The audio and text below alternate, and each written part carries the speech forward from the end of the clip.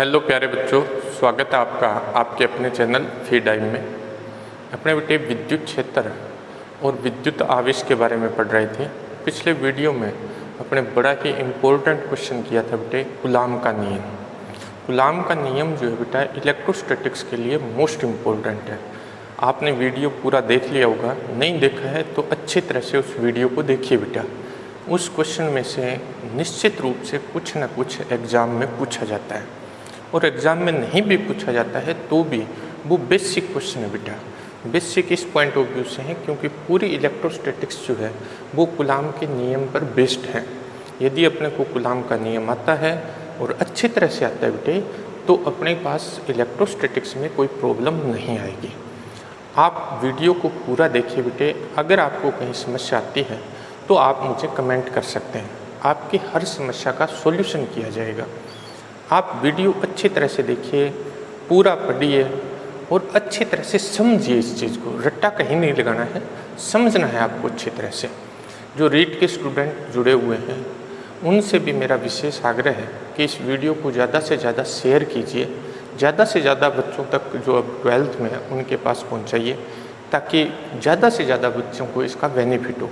School खुलने का अभी तक कोई अपने पास गाइडलाइन है नहीं, तो किसी भी बच्चे की जो स्टडी है वो छूटनी नहीं चाहिए, क्योंकि साइंस जो है बड़ा इम्पोर्टेंट सब्जेक्ट है बेटे, आप सभी जानते हैं। और इसमें अगर कोई बच्चा स्टडी के यानी मटेरियल के कारण अगर स्टडी से पीछे हटता है तो ऐसा नहीं होना चाहिए। अपना ये प्रयास रहेगा कि हर बच्चे तक अपने पास जो है मटेरियल आसानी से उपलब्ध हो जाए, तो अपना ये प्रयास जो है वो आपके माध्यम से ही सफल होगा। तो आज अपने करेंगे, अपने कूलाम का नियम पढ़ चुके थे बेटा। कूलाम का नियम क्या था? कूलाम ने ये बताया था कि दो स्थिर बिंदुवत आवेशों के मध्य लगने वाला जो आकर्षण या प्रतिकर्षण बल जो है, आकर्षण या प्रतिकर्षण बल किसके बराबर होता है? आकर्षण या प्रतिकर्षण बल दोनों आवेशों के परिमाण के गुणनफल के समानुपाती और उनके बीच की दूरी के वर्ग के व्युत्क्रमानुपाती। पूरी डिटेल अपने पढ़ ली थी। आज अपने क्योंकि बल पढ़ा था बेटा, बल एक सदिश राशि है, तो अपने आज इसका सदिश रूप पढ़ेंगे। कूलाम का नियम सदिश संकेतन में, कूलाम का नियम सदिश रूप में, नियम सदिश रूप में, सदिश रूप में अपने क्या करते हैं, कूलाम के नियम की स्टडी कर लेते हैं। कूलाम का नियम जो था बेटे वो अपने पास क्या था? दो आवेशों के मध्य लगने वाले बल के लिए था। तो दो आवेशों के मध्य लगने वाला बल अपने ज्ञात कर चुके बेटे, तो अब इसका सदिश रूप अपने देख लेते हैं। इसके लिए अपने मान लेते हैं अपने पास दो बिंदुवत आवेश है बेटा, Q1 और Q2। Q1 और Q2 दो बिंदुवत आवेश है। Q1 आवेश जो है बेटा वो बिंदु A पर स्थित है। Q1 आवेश जो है वो बिंदु A पर स्थित है, जिसका स्थिति सदिश जो है बेटे वो वेक्टर R1 है। और Q2 आवेश जो है बेटा वो बिंदु B पर स्थित है, जिसका स्थिति सदिश जो है वो वेक्टर R2 है। मीन्स अपने पास क्या है, vector OA is equal to vector R1 है बेटे, vector OB is equal to vector R2 है।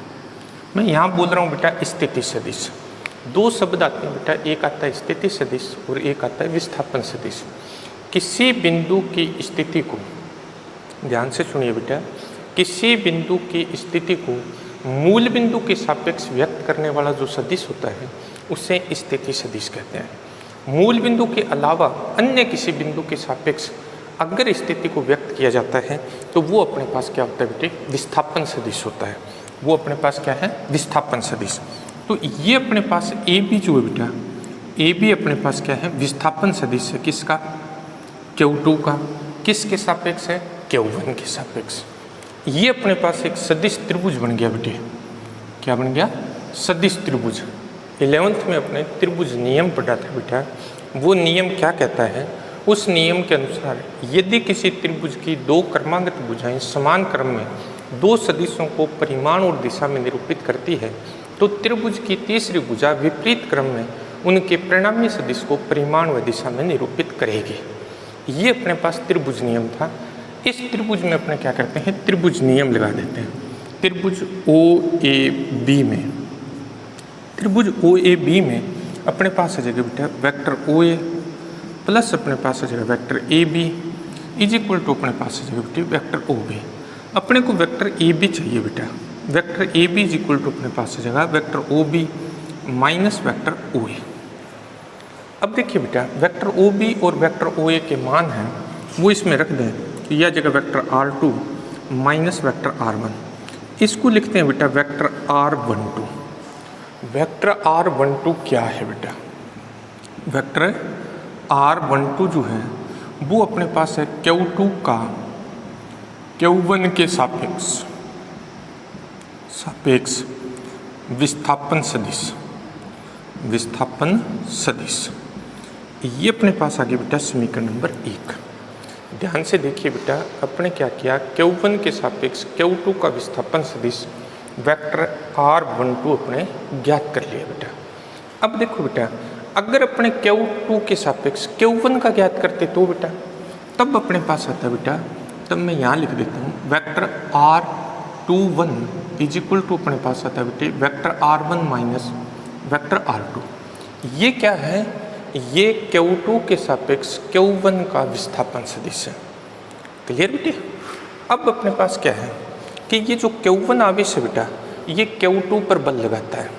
Q1 आवेश जो है वो Q2 पर बल लगाता है। ये इक्वेशन अपने काम में लेंगे बेटे। मैं इसको अलग से लिख देता हूँ बेटा। Vector R12 is equal to अपने पास आ गया बेटे vector R2 minus vector R1 equation number 1। अब बेटा अपने पास Q1 के कारण Q2 पर बल है बेटा अपने पास वेक्टर F21 1 के कारण 2 पर बल। इसी प्रकार बेटा Q2 के कारण Q1 पर बल अपने पास आ जाएगा बेटे वेक्टर F12 2 के कारण 1 पर बल। ऊपर वाला अपने पास क्या है Q1 के कारण Q2 पर बल है बेटे और ये Q2 के कारण Q1 पर बल है। तो कूलाम के नियम के अनुसार कूलाम के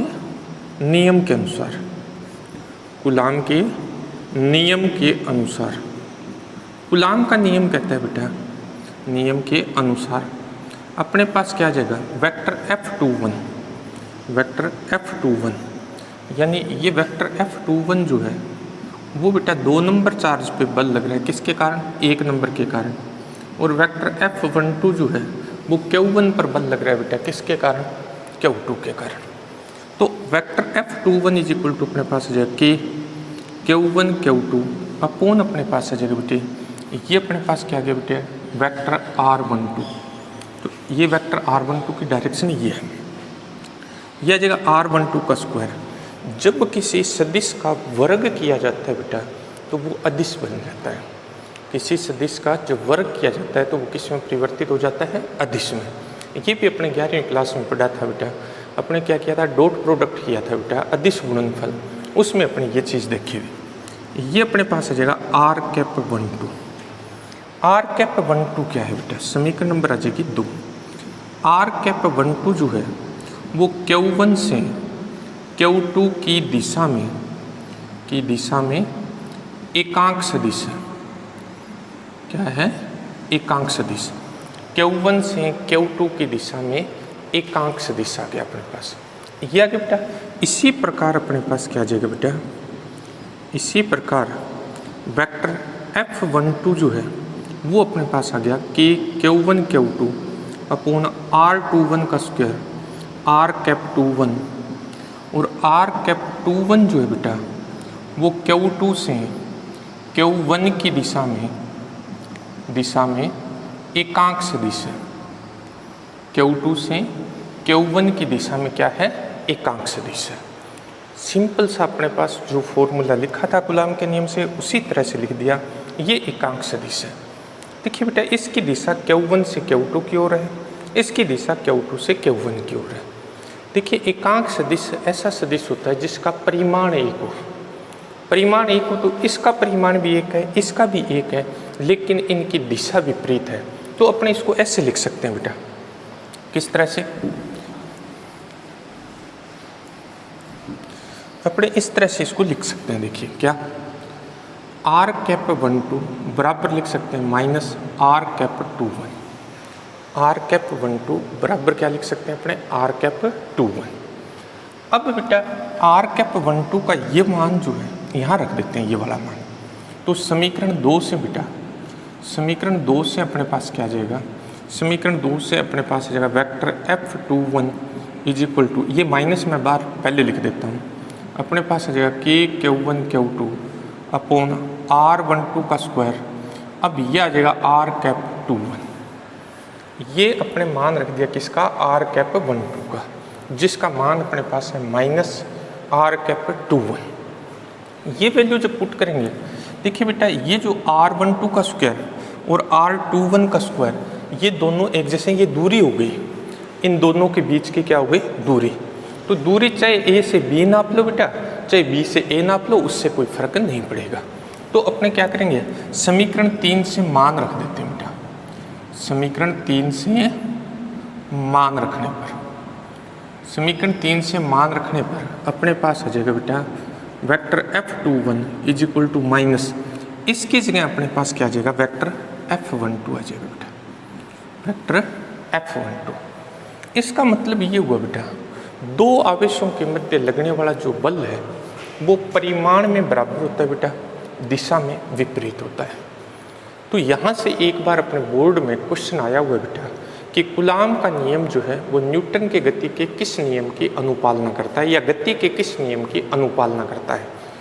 ये चीज़ अपने गति के तीसरे नियम में पढ़ी थी बेटा।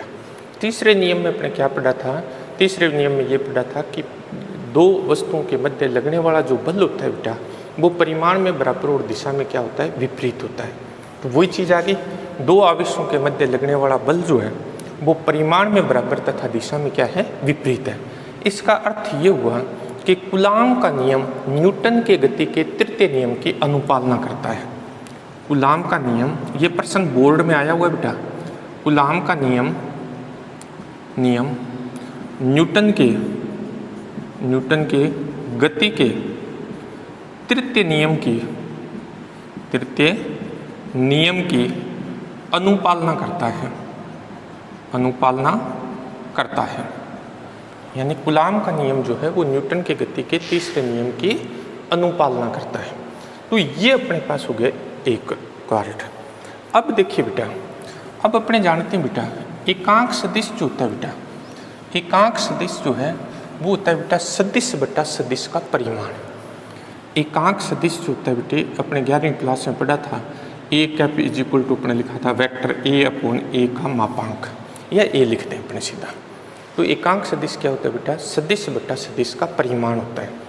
तो अपने इस एकांक सदिश को ऐसे लिख दें बेटा, R cap 1 2 is equal to आ जाएगा वेक्टर R12 अपॉन R12, यानी एकांक सदिश बराबर होता है क्या, सदिश बटा सदिश का परिमाण।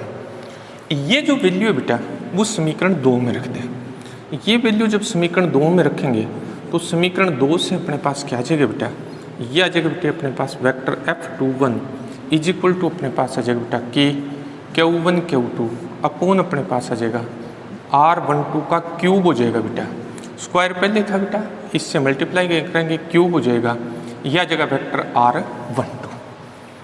ये अपने पास आ गया बल। अब वेक्टर R12 का मान था 1 नंबर समीकरण में, समीकरण 1 से, समीकरण 1 से इसमें वैल्यू पुट करें तो अपने पास आ जाएगा बेटा vector F21 is equal to आ जाएगा बेटा Q1 Q2 into vector R2 minus vector R1 upon, इसको अपने से लिखेंगे बेटा vector R2 minus vector R1 का मापांक। ये तो खड़ी लाइनें लगाते हैं, मॉडुलस ऑफ वेक्टर कहलाता है, सदिश का मापांक कहलाता है, और इसका क्या आ जाएगा Q। ये सदिश रूप में बल आ गया बेटा, किसके कारण, Q1 के कारण Q2 पर। इसी प्रकार अपने क्या कर सकते हैं बेटा, इसी प्रकार अपने इसको लिख सकते हैं सदिश रूप में। तो इसी प्रकार अपने पास क्या आ जाएगा, vector F12 is equal to अपने पास आ जाएगा Q1 Q2 इंटू, ये आएगा बेटा vector R1 minus vector R2 upon अपने पास आएगा बेटा vector R1 minus vector R2 के मापांक का क्यूब। ये अपने पास क्या आ गया, 2 के कारण 1 पर लगने वाले बल का सदिश रूप आ गया। तो ये था बेटा सदिश रूप में कूलाम का नियम। अच्छी तरह से देखिए बेटा, यहाँ से भी एक क्वेश्चन अपने बोर्ड में आया हुआ है बेटा। अब आता है बेटा नेक्स्ट अपना जो टॉपिक है वो है अध्यारोपण का सिद्धांत। नेक्स्ट टॉपिक अपना है क्या? अध्यारोपण का सिद्धांत। अध्यारोपण का सिद्धांत क्या है?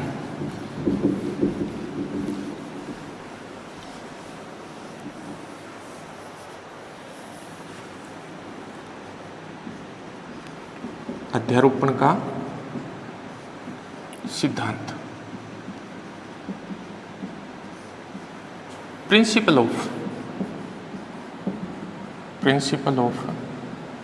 Superposition principle.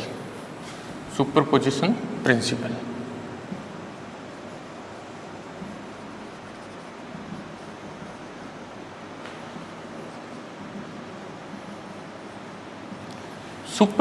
प्रिंसिपल क्या है? अध्यारोपण का सिद्धांत क्या है? अपने कूलाम का नियम पढ़ा बेटा। कूलाम का नियम जो है वो 2 आवेशों के मध्य लगने वाले बल के लिए काम में आता है। लेकिन जब अपने पास बहु आवेश आ जाए, यानी ग्रुप ऑफ चार्जेज आ जाए, बहुत अधिक संख्या में आवेश हो, तो उनके कारण जब बल ज्ञात करना हो बेटा, तब अपने क्या करते हैं? अध्यारोपण के सिद्धांत का उपयोग करते हैं। सुपरपोजिशन प्रिंसिपल का उपयोग किया जाता है। ये सिद्धांत क्या है बेटा? ध्यान से सुनिए। इस सिद्धांत के अनुसार बहु आवेशों के कारण किसी परीक्षण आवेश पर लगने वाला परिणामी बल प्रत्येक आवेश के कारण परीक्षण आवेश पर लगने वाले बलों के सदिश योग के बराबर होता है।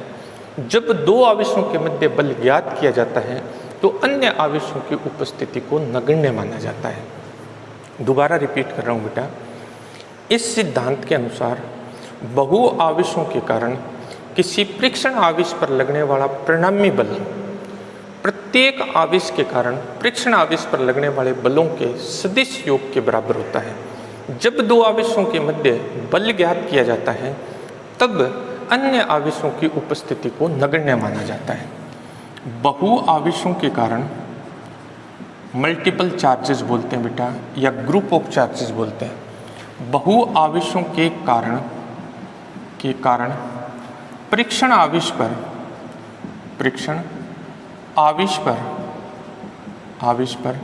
परिणामी बल प्रत्येक आवेश के कारण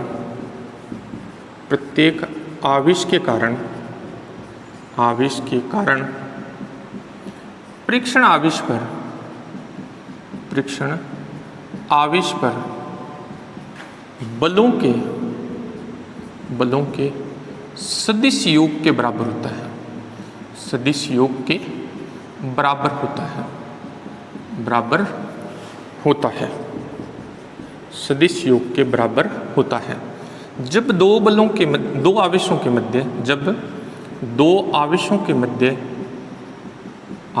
मध्य बल ज्ञात किया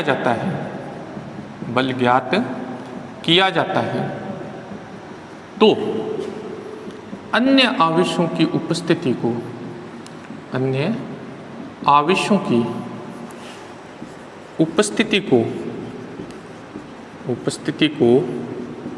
नगण्य माना जाता है। ये सुपरपोजिशन प्रिंसिपल है बेटा, अध्यारोपण का सिद्धांत है। अब अपने इसकी मैथमेटिकल फॉर्म देख लेते हैं बेटा। गणितीय रूप अपने पास क्या है? अपने मान लेते हैं बेटा कि अपने पास अपने पास क्या है? Q1, Q2, Q3, Qn आवेश है बेटा। इनके स्थिति सदिश जो है, इसका वेक्टर R1 है, इसका वेक्टर R2 है बेटा, इसका वेक्टर R3 है और इसका वेक्टर Rn है। इन आवेशों के कारण एक परीक्षण आवेश अपने पास Q0 है, टेस्ट चार्ज जिसको बोलते हैं। परीक्षण आवेश क्या है? Q0। इसका स्थिति सदिश वेक्टर R0 है। इन आवेशों के कारण इस परीक्षण आवेश पर लगने वाले बल जो है वो अपने पास है वेक्टर F01, 1 के कारण 0 पर बल, वेक्टर F02, 2 के कारण 0 पर बल, वेक्टर F0n, n के कारण 0 पर बल है। तब परीक्षण आवेश Q0 पर परिणामी बल अध्यारोपण के सिद्धांत से परिणामी बल जो होगा बेटा वो इन बलों के सदिश योग के बराबर होगा। अर्थात vector F0 is equal to आ जाएगा vector F01 plus vector F02 plus vector F03 plus and so on plus अपने पास आ जाएगा वेक्टर F0n। ये आ गई समीकरण नंबर 1। अब अपने क्या करना है, F01 का, F02 का, F03 का इनका मान ज्ञात करके इस समीकरण में रख देंगे, अपने पास परिणामी बल आ जाएगा। अपने इसको थोड़ा सा एक डायग्राम से शो कर देते हैं बेटा, ताकि अपने अच्छी तरह से समझ में आ जाइए। अपने पास एक परीक्षण आवेश Q0 है बेटे, जिसका स्थिति सदिश वेक्टर R0 है। ये अपने पास क्या है, Q1 आवेश है, इसका स्थिति सदिश वेक्टर R1 है। ये अपने पास Q2 आवेश है बेटा, इसका स्थिति सदिश वेक्टर R2 है। और ये अपने पास Qn आवेश है बेटा, जिसका स्थिति सदिश वेक्टर Rn है। इस Q1 के कारण इस पर जो बल लग रहा है बेटा वो वेक्टर F01 है बेटा। Q2 के कारण इस पर जो बल लग रहा है वो वेक्टर F02 है बेटे, और इसके कारण इस पर जो बल लग रहा है वो वेक्टर F0n है। ये अपने पास इन पे बल हो गए। तो पहले अपने क्या करते हैं बेटा,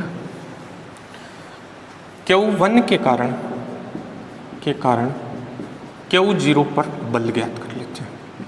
ये आ जाएगा बेटा, कूलाम का नियम लगाएंगे, vector F01 is equal to अपने पास आ जाएगा कि Q0 Q1 अपॉन R12 का स्क्वायर R कैप 10।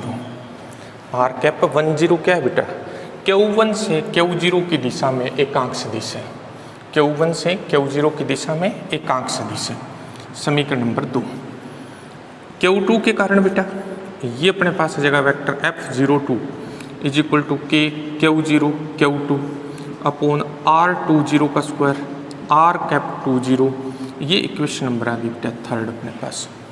इसी प्रकार अपने पास आ जाएगा बेटा, इसी प्रकार vector F0n is equal to अपने पास आ जाएगा बेटा के Q0 Qn अपॉन आ जाएगा Rn0 का स्क्वायर R कैप n0। ये समीकरण नंबर आ गई बेटे 4।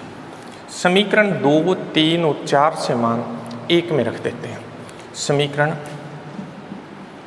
2, 3, 4 से मान 1 में रखने पर, मान किस में रख दें, 1 में, तो अपने पास आ जाएगा बेटा vector F0 is equal to, जब ये मान रखेंगे बेटा तो देखिए सब में के Q0 कॉमन ले लेता हूँ मैं, के Q0 कॉमन, इसमें अपने पास बचेगा बेटा Q1 अपॉन R10 का स्क्वायर R कैप 10। इसमें अपने पास बचा बेटा Q2 अपॉन R20 का square R cap 20 plus and Son plus अपने पास आ जाएगा बेटा Qn अपॉन Rn0 का स्क्वायर R कैप n0। ये अपने पास आ गया बेटा। इसको अपने क्या करें बेटे, सिमेशन रूप में लिख देते हैं। इसको किस रूप में लिख देते हैं, सिमेशन रूप में। जब इसको सिमेशन रूप में लिखेंगे तो अपने पास आ जाएगा बेटे vector F0 is equal to K Q0, सिमेशन अपने पास आ जाएगा I is equal to 1 to n। इसको अपने लिख सकते हैं बेटा क्या, Qi अपॉन अपने पास आ जाएगा Ri0 का स्क्वायर बेटे इंटू अपने पास आ जाएगा R कैप I0। देखिए I की वैल्यू 1 पुट करोगे पहला पद आ जाएगा बेटा, 2 पुट करोगे दूसरा पद आ जाएगा, 3 पुट करोगे तीसरा पद आ जाएगा, n पुट करोगे nवां पद आ जाएगा। सिमेशन है, जोड़ का मतलब है। अब फिर एकांक सदिश जो होता है बेटा, ये एकांक सदिश है। एकांक सदिश जो होता है बेटा वो होता है सदिश बटा सदिश का परिमाण। ये वैल्यू इसमें पुट करें तो vector F0 is equal to अपने पास आ जाएगा के Q0 summation I is equal to 1 to n। ये अपने पास आ गया Qi। ये हो जाएगा बेटा वेक्टर Ri0 अपॉन अपने पास आ जाएगा Ri0 का क्यूब। अब इसका अपने को पता है बेटा, इसको अपने कैसे लिख सकते हैं, विस्थापन सदिश है बेटे। Ri0 को अपने लिख सकते हैं vector R0 minus vector Ri। तब अपने पास बल आ जाएगा बेटे vector F0 is equal to K Q0 summation I is equal to 1 to n, यह आ गया क्यू आई इंटू अपने पास आ जाएगा बेटे vector R0 minus vector RI अपूर्ण अपने पास आ जाएगा बेटे vector R0 minus vector RI के मापांक का Q। ये अपने पास क्या आ गया बेटे बहु आवेशों के कारण किसी परीक्षण आवेश Q0 पर लगने वाला बल आ गया बेटा। तो इस तरह से अपने अध्यारोपण के सिद्धांत से बहु आवेशों के कारण यानी मल्टीपल चार्जेस के कारण, ग्रुप ऑफ चार्जेस के कारण किसी भी टेस्ट चार्ज पर अपने क्या कर सकते हैं बल की वैल्यू, फोर्स की वैल्यू ज्ञात कर सकते हैं। ये था बेटा अपने पास अध्यारोपण का सिद्धांत। तो अपने आज क्या किया बेटा, आज अपने किया कूलाम के नियम का सदिश रूप और अध्यारोपण का सिद्धांत। अच्छी तरह से वीडियो को देखना बेटा, वीडियो को ज़्यादा से ज़्यादा शेयर कीजिए और चैनल को सब्सक्राइब कीजिए बेटा। थैंक यू बेटे।